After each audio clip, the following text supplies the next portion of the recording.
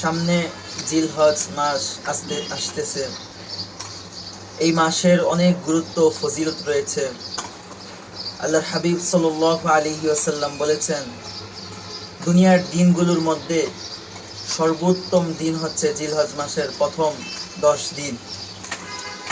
সাহাবায়ে কেরাম আল্লাহ রাসূল সাল্লাল্লাহু আলাইহি ওয়াসাল্লামকে জিজ্ঞেস করলেন, জিহাদের মধ্যে যেই দিনগুলো কাটানো হয় তার থেকেও কি উত্তম দিন এগুলা?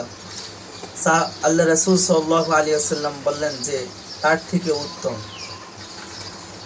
তবে যে ব্যক্তি তার জান এবং মাল নিয়ে জিহাদের ময়দানে গিয়েছে এবং জান এবং মাল নিয়ে সে ফিরে আসেনি, তার কথা ভিন্ন।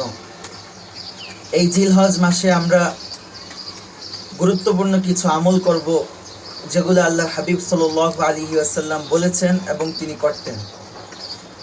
1 নম্বর, এই মাসে আমরা সুবহানাল্লাহ, আলহামদুলিল্লাহ, লা ইলাহা ইল্লাল্লাহ এই তাসবিহগুলো পড়ব, যেগুলো আল্লাহর হাবিব সাল্লাল্লাহু আলাইহি ওয়াসাল্লাম বলেছেন এই মাসে প্রথম 10 দিনে বেশি বেশি এগুলো পড়ার জন্য।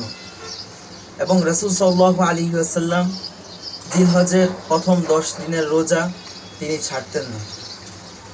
প্রত্যেক বছর তিনি এই 10 দিনের রোজাগুলো রাখতেন। আমরা চেষ্টা করব এই 10 দিনের রোজাগুলো রাখার জন্য। এই 10 দিন অনেক গুরুত্বপূর্ণ দিন এবং অনেক ফজিলত বিশিষ্ট দিনগুলোর মাঝে অন্তর্ভুক্ত। এই দিনগুলো আমরা খুব আগ্রহের সাথে আমল করব এবং গুনাহ থেকে বেঁচে থাকব। অনেক সময় দেখা যায় যে আমরা আমল করতে পারি না, কিন্তু গুনাহ থেকে তো বেঁচে থাকতে পারি। তো আমরা আমল না করতে পারলেও গুনাহ থেকে বেঁচে থাকার চেষ্টা করব ইনশাআল্লাহ তাআলা।